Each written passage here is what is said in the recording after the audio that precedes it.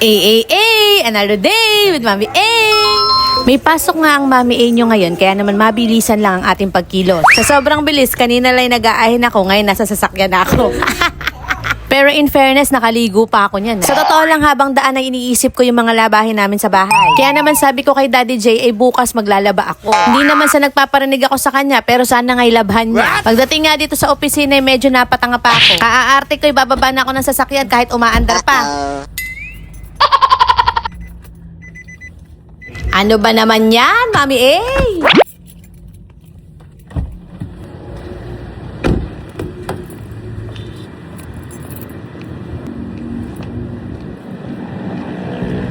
Meanwhile, Abay, parang narinig naman ni Daddy J yung aking hiling kanina. Ayan, at habang ako'y nasa opisina, siya naman naglalaba. Isang inang tatamad-tamad na naman po sa gawaing bahay ang nakaligtas ngayong araw. Buti na lang at napakabait nitong aking Daddy J. Hindi ko na yan inutos pero kusa niyang ginawa. Habang naglalabay, nag-aalaga pa nga ng bata. Palagay ko ba'y iinom yan mamaya? Pero dahil masipag ka, sige, papayagan kita. Basta bukas yung dekolor naman ha. Nabanggit ko na nga ng nakaraan na hindi talaga siya naglalaban ng puti. Ay mali, hindi ko pala siya pinaglalaban ng puti.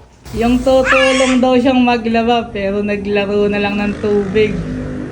Talaga ikaw, Alexis.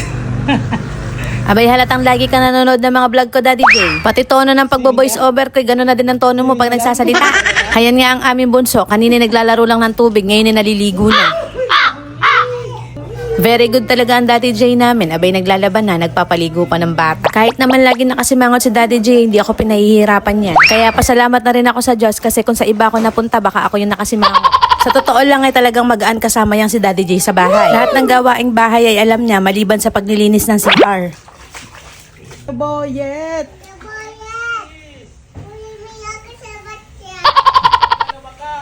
Naligo! It's a prank! Naligo pala! Kung minsan lang sadyang may kasungitan. Pag kinausap mo'y para bang laging galit. Sabi niya sadyang ganun lang daw siya. Sasanay din daw ako sa kanya. Abay, 10 taon na kami nagsasama hanggang ngayon hindi pa rin ako masanay-sanay. Yung mga simpleng bagay pa'y madalas namin pag-awayan. Abay, tagumpay nga itong si Daddy J, magsasampay na siya. Tamang-tama at maganda din ang araw. Pag siya'y nakatuyo, siguradong ang problema ko naman ito ang pagtitiklop. Sa mga katulad ko kasing empleyado, medyo mahirap isingit yung mga gawain bahay. Lalo na kung may mga anak ka tapos wala pa kayong kasambahay. Para bang pag may naiba sa araw-araw mong ginagawa, ay gagahulin ka sa oras. Ayan nga at nakapagsampay na ang Daddy J, nakatina pa nga. Kinabukasan nga ay day off ko at birthday naman ng tatay ni Daddy J. 10 years na mula nung namatay siya, kaya naman kahit isa sa mga anak namin ay hindi niya nakita. Hi, happy birthday! Happy birthday! Tatay Nursing.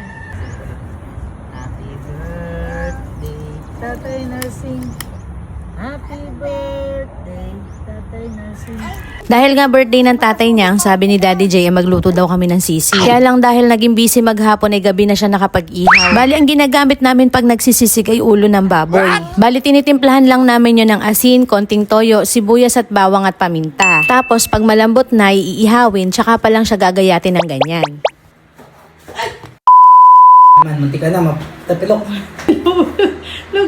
Ayan, at umandar na naman ang kanyang kalampahan. Buti na lang at hindi nakita sa video. Habang hinihiwa nga ni Daddy J yung baboy, ako naman na naghiwa na ng sibuyas na puti. Pagkaraan ay naghiwa rin tayo ng sibuyas na pula. Sabi ko nga buti na lang ang Daddy J ang naghiwa ng baboy. Kasi kako'y marami at nakakangalay. Mas mahirap palang maghiwa ng sibuyas at nakakaiyak pa. Pagkatapos nga namin maghiwa, hinalo ko na yung sibuyas doon sa sisi. Tapos ay titimplahan lang yan ng kalamansi, liquid seasoning. Tapos ay lalagyan ng sandamakmak na sili. Pero dahil gabi na hindi ko na yung nagawa, bukas na lang. Tinamad?